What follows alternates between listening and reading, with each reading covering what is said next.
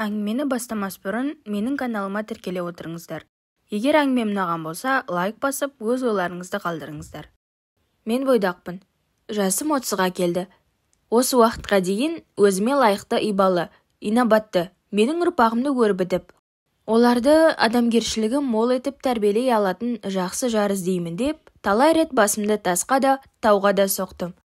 Осылайша болашақ өмірлік серігімді іздеймін деп, уақытымның қалай өтіп кеткенін байқамай қалдым. Ақырында баласы бар әйелмен кездесіп жүріп, оған қалай ғашық болғанымды аңдамай қалдым. Адам баласы балағат жасынан толғаннан кейін өзінің өмірлік жарын теңін іздеуге талпынады екен.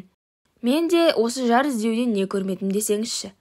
Басымды тасқа да, тауға да соқтым.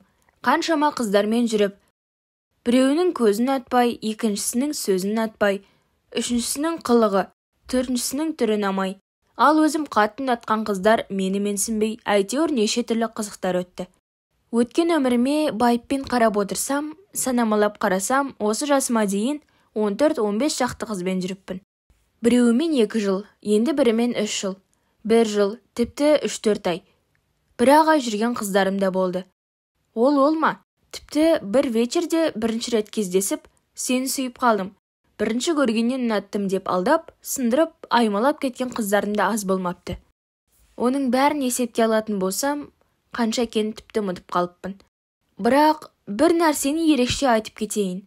Мен жүрген қыздарымның ешқайсысын тек аймалап, сүйгеннен басқа арға барған емеспін.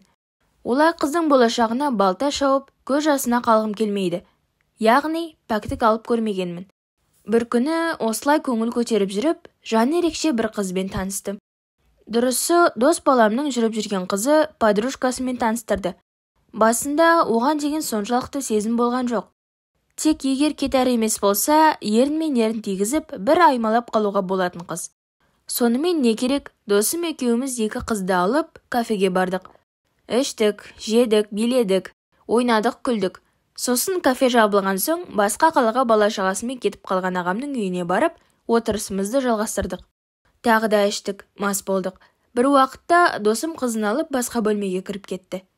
Әлгі қызбен оңаша қалдым. Мастықтың күшімен құшақтап, аймалай бастасам, кетер емес. Бір кезде шешіндіріп, сонымен не керек? Ақыры балқып кетіп, әлгі қызбен жатып қойдым. Бір қызығы, одан кейін ол не жылаған жоқ, не сырында ақтармады. Ертесіне түк болмағандай үйімізге тарқастық. Арада біраз уақыт өткеннен кейін досымның туған күнінде тағы да кездестік. Қырсыққанда ол кезде мен туған күнге өзімнің жүретін қызымды ертіп келгенмін. Бір отырыста 2 қызбен бірге отыру өте қиын екен.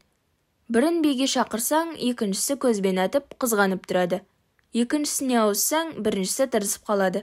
Сонымен не керек? Отырыстың соңында жүріп жүрген қызымды тастап, соңғы кездескен қызбен оңаша кетіп қалдым.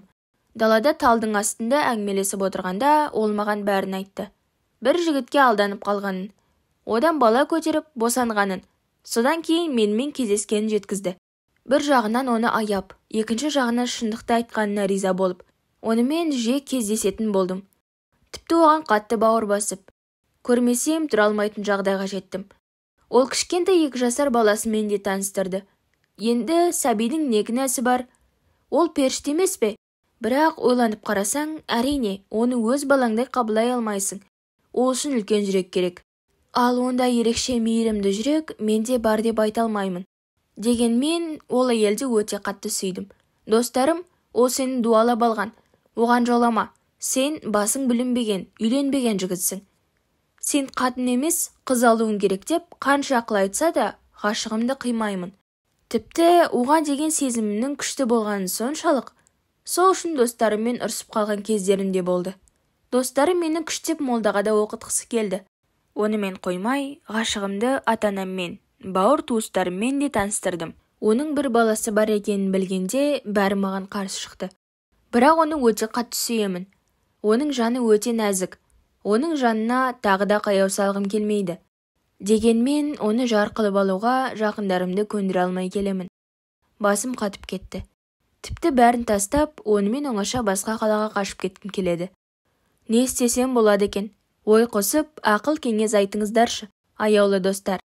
Мүмкін менің басымдағы жағдай басқаның да басынан өткен шығар. Мұндай жолдан өгізді де өлтірмей, арбаны да сындырмай қалай шығуға болады? Ақыл қосыңыздаршы достар. Жауап күтемін.